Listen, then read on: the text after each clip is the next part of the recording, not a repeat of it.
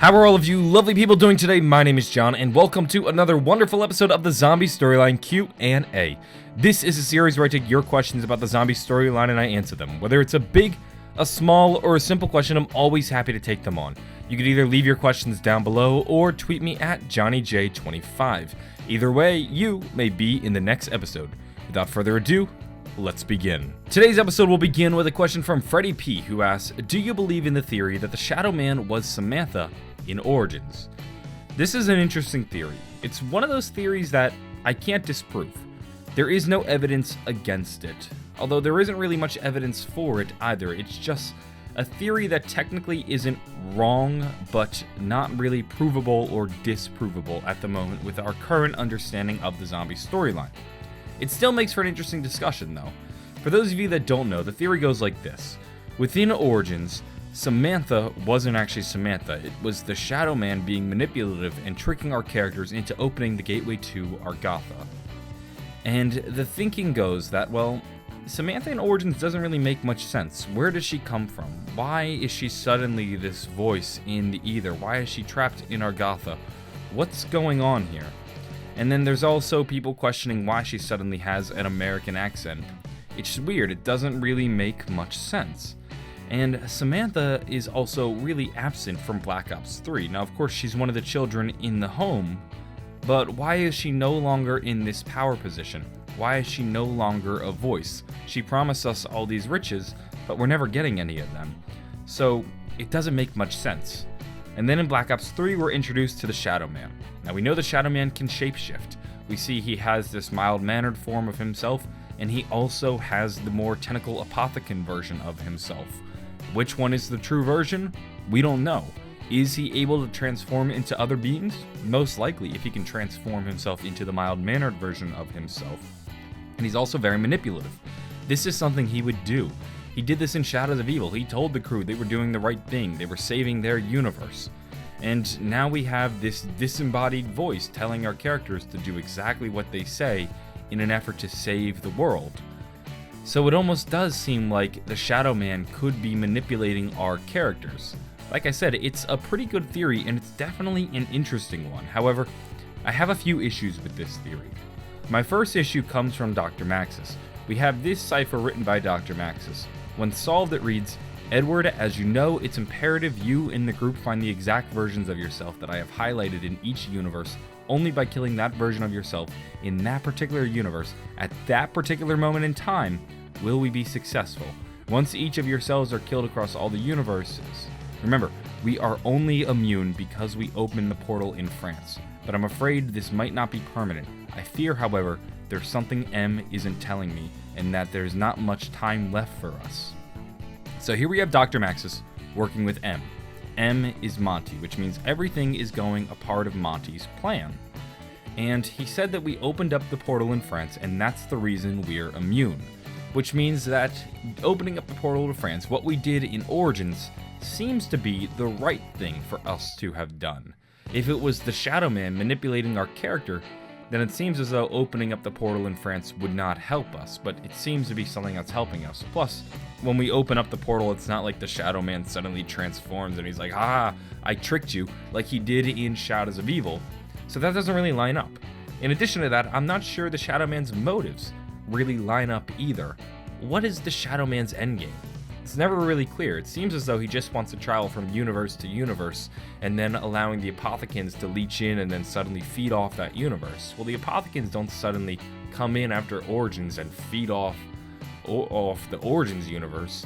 And maybe his endgame was Revelations, but I don't think that's the case either because the Shadow Man seemed to have already been preoccupied with other things. He was working with his reporter and also manipulating Richtofen, which means he already had ties to these other different universes or these other fractured versions of the universe. So it doesn't seem like this would be the Shadow Man's way to enter this realm. He already seems to have weaseled his way into other realms that our characters interact in.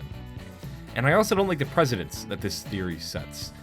If this is the case, then who's to say that the Shadow Man wasn't also Brock and Gary, or that the Shadow Man is also Dr. Monty, or maybe the Shadow Man is Gersh, maybe the Shadow Man is any other character in the zombie storyline.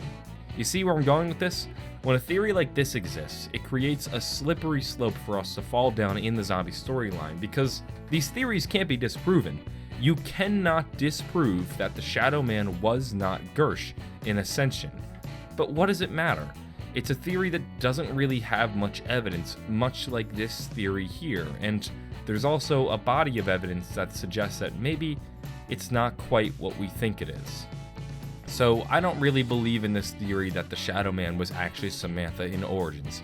It's an interesting thought, and it's definitely an interesting plot twist that would have been interesting to see where it goes. I'm just not the biggest fan of it. I don't think it's true.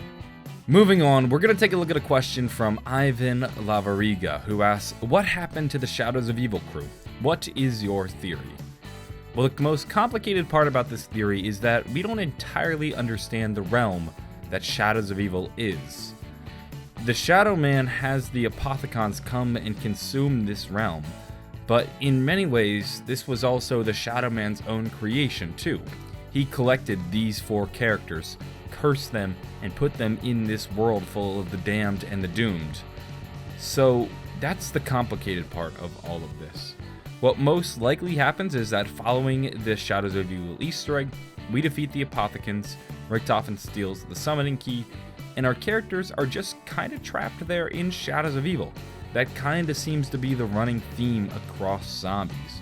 Whenever we have all these cameo maps, they never end up surviving. They never end up coming back later. They usually just die, and this is what we saw in many of the Revelations radios. We had the 5 crew, only to learn that they died. We had the crew from Verrucht, and we learned that they died. Call of the Dead came along, and we learned in Revelations they also all died except for Sarah Michelle Gellar, who ended up having her own adventure in Shangri-La, but she's trapped in that infinite cycle, so she's probably gonna end up continuously dying for the rest of time. Either way, their fates aren't very good. Treyarch doesn't necessarily care about these characters. They're more than willing to create characters and then throw them out. So what I believe happens to the Shadows of Evil crew is that they're stuck in this universe of theirs. This little world where they are fighting the zombies they'll continue to live in, and I don't see really them escaping. There doesn't seem to be any other way for them to leave. There are no teleporters that would allow them to leave this dimension unless they were to get a helping hand from the Keepers. It just doesn't seem likely, so I would assume that the Shadows of Evil crew are dead, and I don't think they necessarily have much importance anymore.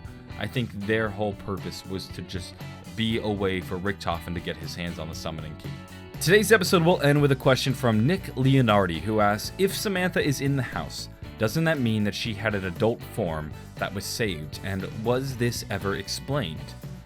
I'm taking on this question for a reason. I know a lot of you are going to look at this question and go, John, I can't believe you're talking about this. Is silly. However, I've seen this question come up a lot, and I mean, this question got 4 upvotes too. Most questions don't even get an upvote. So if you can imagine, this is popping up a lot, and I thought I would take some time to address it because there seems to be some confusion.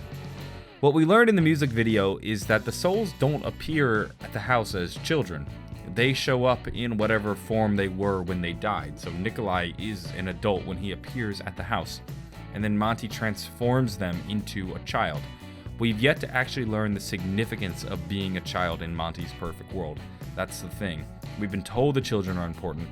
We just don't know why the children are important. Another thing to understand is that Samantha in the zombie storyline has always been a child. She was a child in the Deriz radios. She was a child on the map Moon. This was our first ever look at Samantha, and you can see she's just a little girl holding her teddy bear. Her Easter egg, after all, was called Little Lost Girl. There's never been an adult version of Samantha. Samantha, unfortunately, never grows up. She is caught and wrapped up in the middle of all this. She never has the chance to actually grow up and become an adult, unlike our characters. The rest of our characters, they all are relatively the same age. They grew up the same time, and they don't begin their adventure until adulthood. Samantha was a child when she entered the pyramid, and Samantha remains a child in Origins. So Samantha never had an adult version. We never exactly saved her. What we can assume is that because she was a child in Origins, when we opened up the gateway to Argatha and she entered the house, she came as a child. There was no need for Monty to transform her into a child version. She was already one. She's always been a child. There never was an adult version of Samantha. That's going to wrap things up for this episode of the Zombie Storyline Q&A. If you enjoyed the video, maybe give it a like, possibly subscribe, or leave your questions down below, or tweet me at JohnnyJ25 with your questions. Either way, you may be in the next episode. I'm going to go though, have a fantastic day, and bye.